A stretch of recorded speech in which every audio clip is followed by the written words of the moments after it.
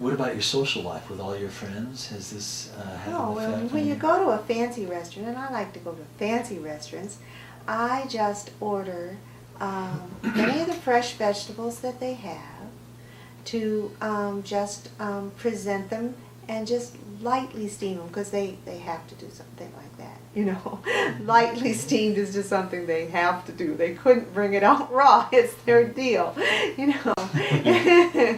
But a lot of times you can get them to substitute like a portobello mushroom for the entree, or so I enjoy eating out lots of times, and that's kind of the way I handle it. So traveling isn't a real problem for you being raw?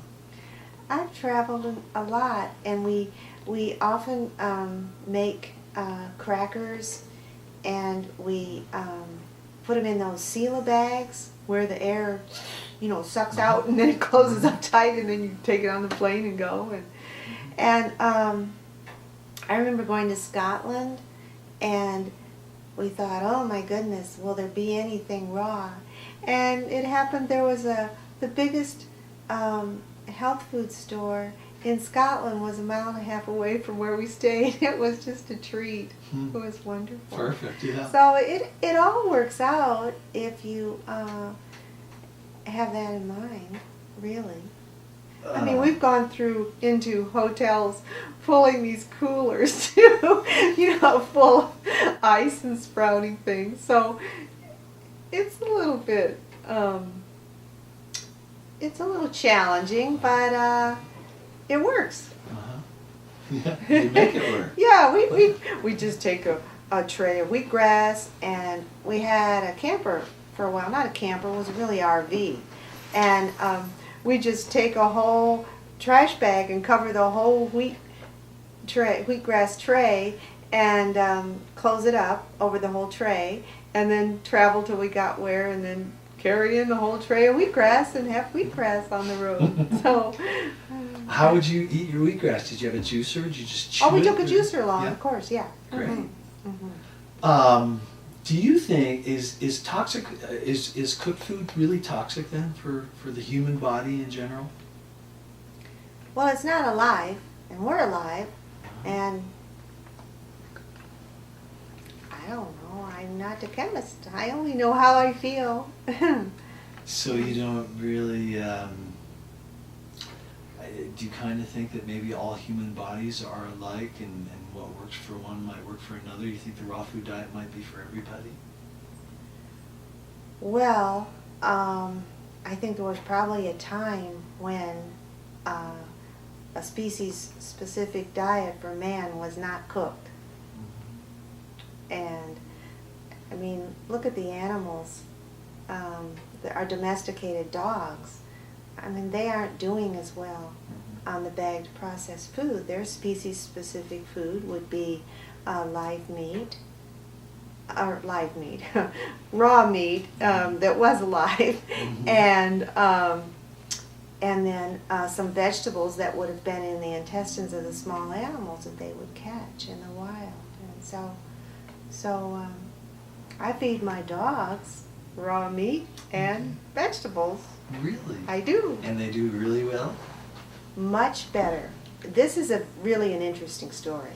I brought back a yellow lab from Scotland about 4 years ago, and 4.5 years ago. And we just fed him the best kind of bagged dog food we could find. And then I brought back a year ago, last summer actually, another dog from England when I was over there presenting at Cambridge University. And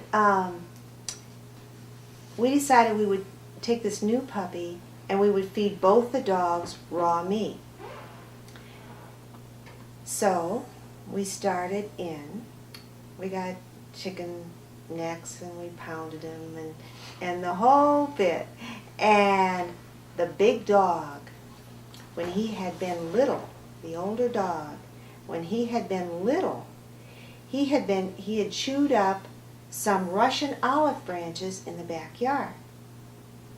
And we took him to the vet because he couldn't move. He couldn't make it up the stairs, and he was a young dog. And the vet said, well, he's got some genetic thing. He needs acupuncture. He's got arthritis. It's really very serious. We came home and we told the neighbor, we don't know what's going on with our dog. This is just something. She says, well, they're allergic to Russian olive. Pick up all those branches in the backyard. We did, and he got fine.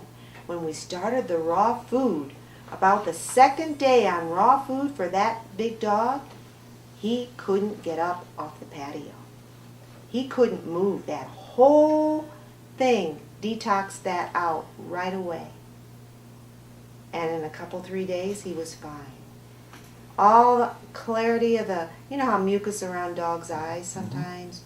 All kinds of things we saw before our eyes clear up in these dogs when they got their species-specific diet right. That was impressive. That is. But it was scary to change the diet and see the dog not be able to move like it had been before. Yeah. Isn't that something? Yes. That's what, and I would wonder, well, God, should I take him to a doctor? What should I do? I'd be very scared. But it